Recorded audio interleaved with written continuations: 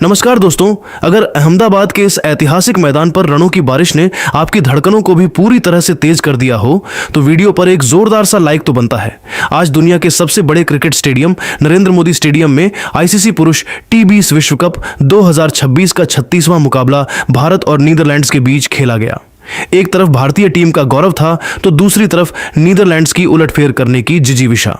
जब टॉस के लिए सिक्का उछला तो किस्मत ने भारतीय कप्तान सूर्य कुमार यादव का साथ दिया और उन्होंने बिना किसी संकोच के पहले बल्लेबाजी करने का फैसला किया ताकि नीदरलैंड्स के सामने एक अभेद्य और हिमालय जैसा स्कोर खड़ा किया जा सके। अहमदाबाद के भव्य नरेंद्र मोदी स्टेडियम के उस ऐतिहासिक और जोश से भरे वातावरण में जब भारतीय पारी की शुरुआत करने के लिए अभिषेक शर्मा और ईशान किशन की युवा और आक्रामक सलामी जोड़ी मैदान के बीचों बीच उतरी तो पूरे स्टेडियम का शोर 7वें आसमान पर पहुंच गया था, जहां नीदरलैंड्स की ओर से उनके मुख्य तेज गेंदबाज फ्रेड क्लासेन एक ओवर में अपनी घातक स्विंग गेंदबाजी और सटीक लाइन लेंथ के साथ आक्रमण पर तैनात हुए ताकि भारतीय बल्लेबाजों पर शुरुआती दबाव बनाया जा सके।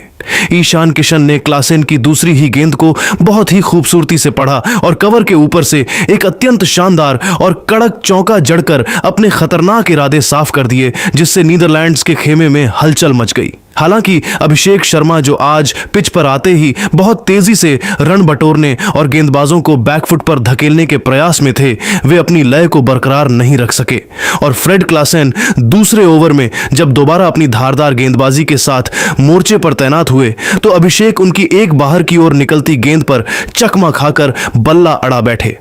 अभिषेक शर्मा कट शॉट खेलने के प्रयास में 8 गेंदों पर 12 रनों की एक संक्षिप्त पारी खेलकर पवेलियन लौटे। उनकी इस पारी में 2 कड़क चौके शामिल थे, जिससे भारत का स्कोर एक विकेट के नुकसान पर 18 रनों के स्कोर पर पहुंच गया और नीदरलैंड्स को पहली बड़ी सफलता हाथ लगी। अभिषेक शर्मा के पवेलियन लौटने के तुरंत बाद अहमदाबाद के इस विशाल मैदान पर युवा सनसनी तिलक वर्मा का आगमन हुआ और उन्होंने अनुभवी सलामी बल्लेबाज ईशान किशन के साथ मिलकर भारतीय पारी के डगमगाते कदमों को न केवल थामा बल्कि बहुत ही सूझबूझ और संयम के साथ पारी को संवारना शुरू किया।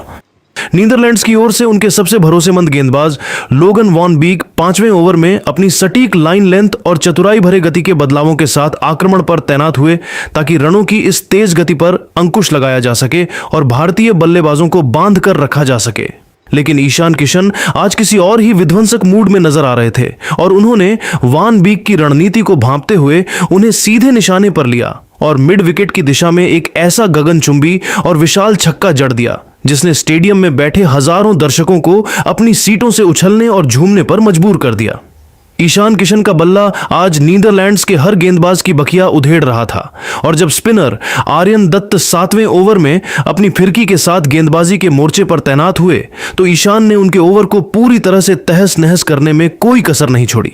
ईशान ने आर्यन की गेंदों पर बेरहमी से प्रहार करते हुए लगातार 2 प्रचंड छक्के जड़े और मात्र 24 गेंदों पर अपना विस्फोटक अर्धशतक पूरा कर नीदरलैंड्स के खेमे में खलबली मचा दी। हालांकि ईशान किशन अपनी इस पारी को और अधिक विशाल और यादगार बनाने के प्रयास में 38 गेंदों पर 64 रनों की एक अत्यंत विनाशकारी और साहसी पारी खेलकर आउट हो गए। उनकी इस पारी में 6 कड़क चौके और 4 शानदार छक्के शामिल थे, जिससे भारत का स्कोर 2 विकेट के नुकसान पर 110 रनों के एक बहुत ही मजबूत और सुरक्षित आंकड़े तक जा पहुंचा था। ईशान किशन के तूफानी अर्धशतक के बाद जब वे पवेलियन लौटे तो अहमदाबाद के नरेंद्र मोदी स्टेडियम में दर्शकों का उत्साह उस समय अपने चरम पर पहुंच गया जब भारतीय कप्तान और वर्तमान में दुनिया के नंबर 1 टी20 बल्लेबाज सूर्य कुमार यादव ने मैदान पर कदम रखा।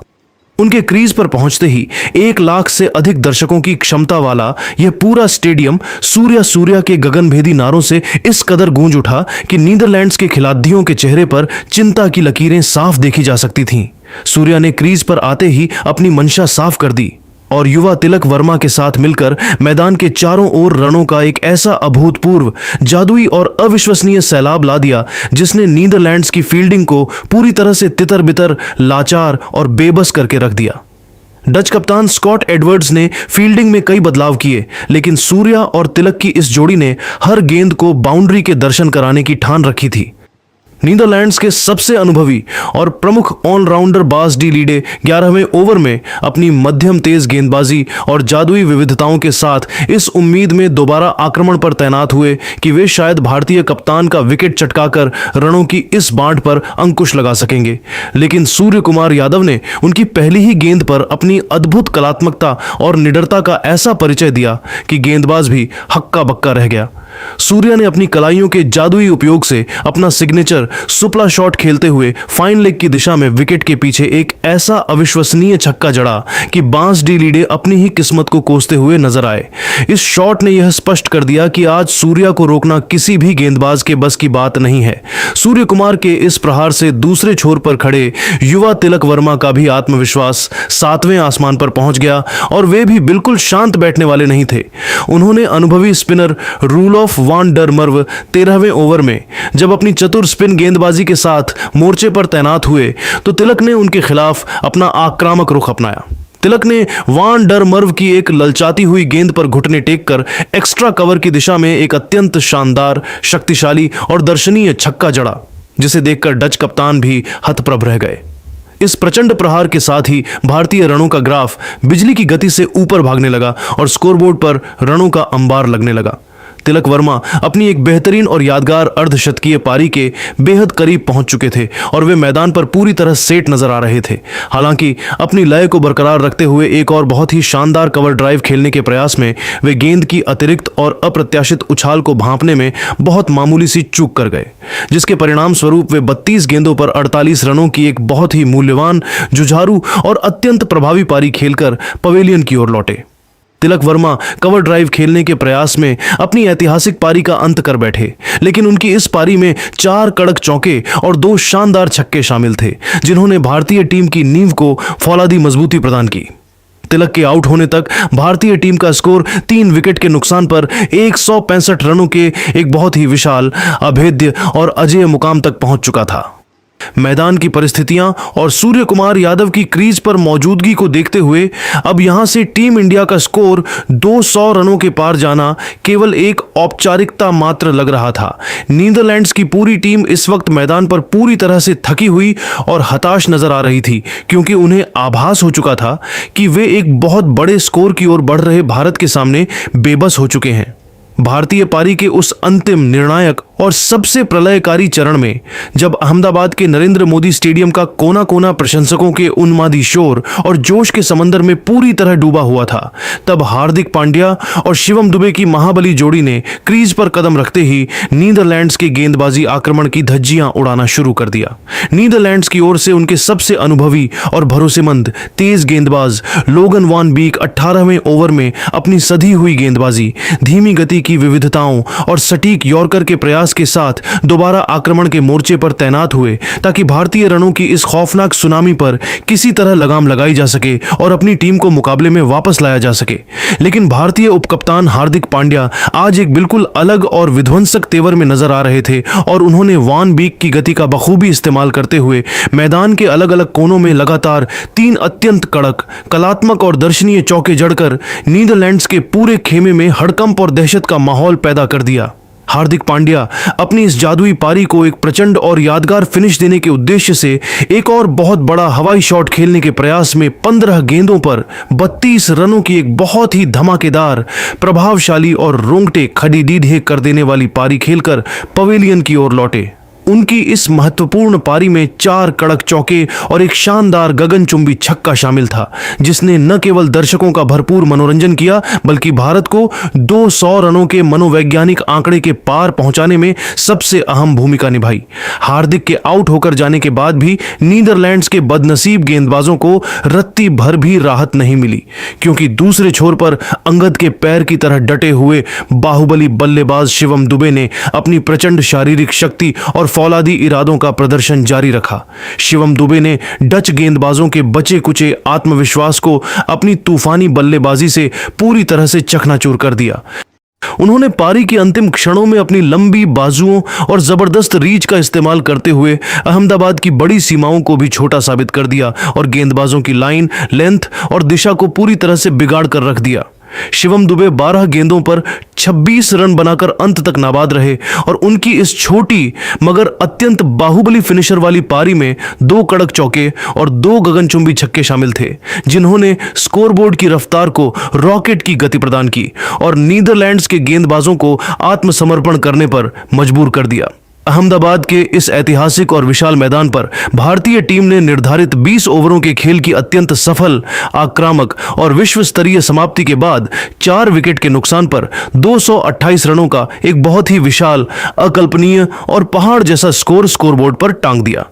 रनों की यह प्रचंड रफ्तार और भारतीय बल्लेबाजों का यह प्रलयकारी अवतार देखकर नीदरलैंड्स के कप्तान स्कॉट एडवर्ड्स और उनकी पूरी टीम मैदान पर पूरी तरह से बेबस, लाचार, थकी हुई और दिशाहीन नजर आ रही थी। 229 रनों का यह पहाड़ जैसा लक्ष्य अब नीदरलैंड्स के लिए किसी ऊंचे हिमालय पर्वत की सबसे कठिन चढ़ाई जैसा दुर्गम और असंभव साबित होने वाला था। स्टेडियम में मौजूद 1 लाख से अधिक प्रशंसक भारत की इस रिकॉर्ड तोड़ बल्लेबाजी और शानदार प्रदर्शन का जश्न मना रहे थे और नीदरलैंड्स की हार की इबारत अब साफ साफ लिखी जा चुकी थी। अहमदाबाद का विश्व प्रसिद्ध नरेंद्र मोदी स्टेडियम अब 229 रनों के उस विशाल और हिमालय जैसे लक्ष्य का पीछा करने उतरी नीदरलैंड्स की बल्लेबाजी का गवाह बनने जा रहा था, जिसकी कल्पना शायद ही किसी ने की थी।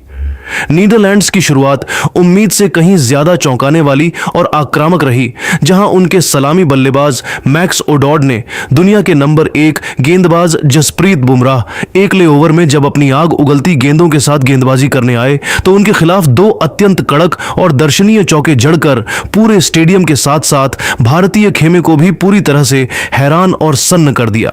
डच बल्लेबाजों ने भारतीय आक्रमण के सामने घुटने टेकने के बजाय डटकर मुकाबला करने का साहस दिखाया और नीदरलैंड्स ने पावर प्ले के शुरुआती 6 ओवरों के भीतर बिना कोई विकेट खोए 55 रनों का एक मजबूत स्कोर खड़ा कर लिया था, जिससे यह मैच हर बीतते ओवर के साथ काफी दिलचस्प और रोमांचक मोड़ पर पहुंचता जा रहा था। पर अहमदाबाद के नरेंद्र मोदी स्टेडियम में जब नीदरलैंड्स के सलामी बल्लेबाजों ने भारतीय गेंदबाजों को बैकफुट पर धकेलना शुरू किया, तब भारतीय कप्तान सूर्य कुमार यादव ने मैच की नाजुक स्थिति और पिच के मिजाज को बहुत ही बारीकी से भांपते हुए गेंद अपने सबसे अनुभवी स्पिनर अक्षर पटेल को थमाई।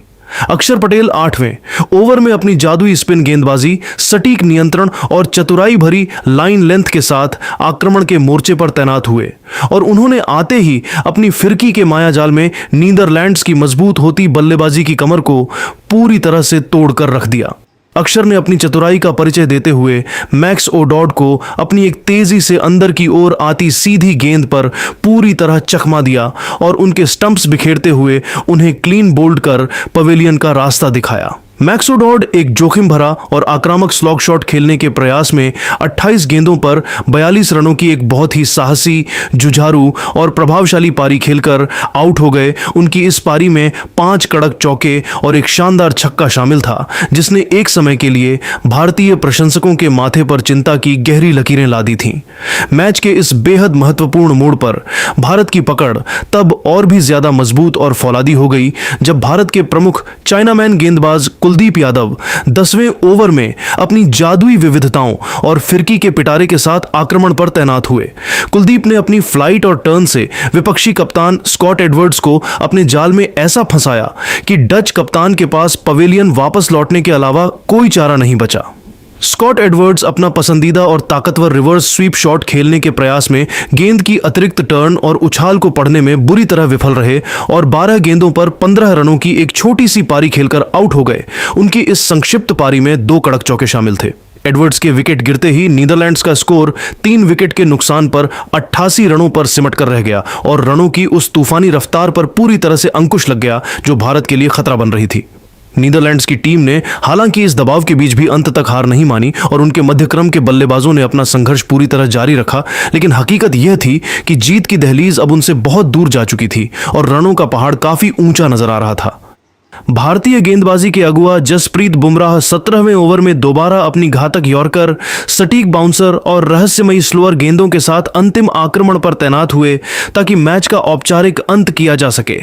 बुमराह ने पिच पर काफी देर से टिके हुए और खतरनाक दिख रहे बांस डी लीडे का शिकार कर नीदरलैंड्स की जीत की आखिरी उम्मीद पर पूरी तरह से पानी फेर दिया। बास डी लीडे पारी के अंत में एक बहुत बड़ा हवाई शॉट खेलने के प्रयास में गेंद की गति और बुमराह की चालाकी के सामने अपनी टाइमिंग पूरी तरह खो बैठे और 35 गेंदों पर 52 रनों की एक बहुत ही संघर्षपूर्ण, साहसी और अर्धशतकीय पारी खेलकर पवेलियन लौटे। उनकी इस शानदार पारी में 4 कड़क चौके और 2 शानदार छक्के शामिल थे, जिन्होंने भारतीय गेंदबाजों को काफी मशक्कत करने पर मजबूर किया और दर्शकों को एक कड़ा मुकाबला देखने को मिला। नीदरलैंड्स की टीम निर्धारित 20 ओवरों के खेल की समाप्ति के बाद 7 विकेट के नुकसान पर 185 रन ही बना सकी और भारतीय टीम ने इस बेहद दिलचस्प और उतार चढ़ाव भरे मुकाबले को 43 रनों के एक सम्मानजनक अंतर से जीतकर सेमीफाइनल की ओर अपना मजबूत कदम बढ़ा दिया। दोस्तों, भारतीय टीम की इस विशाल जीत और ईशान किशन की उस तूफानी 64 रनों की पारी पर आपकी क्या राय है? क्या आपको लगता है कि नीदरलैंड्स की टीम ने आज दुनिया की सबसे मजबूत टीम इंडिया को कड़ी टक्कर दी और अपनी छाप छोड़ी? हमें कमेंट सेक्शन में अपनी राय देना बिल्कुल न भूलें, क्योंकि हम आपके हर विचार को महत्व देते हैं। अगर आपको हमारा यह बहुत ही विस्तृत और रोंगटे खड़े कर देने वाला मैच एनालिसिस पसंद आया हो तो इस वीडियो को अपने दोस्तों के साथ साझा करें और हमारे चैनल को आज ही सब्सक्राइब कर लें, ताकि विश्व कप 2026 का अगला धमाकेदार अपडेट आपसे कभी मिस न हो।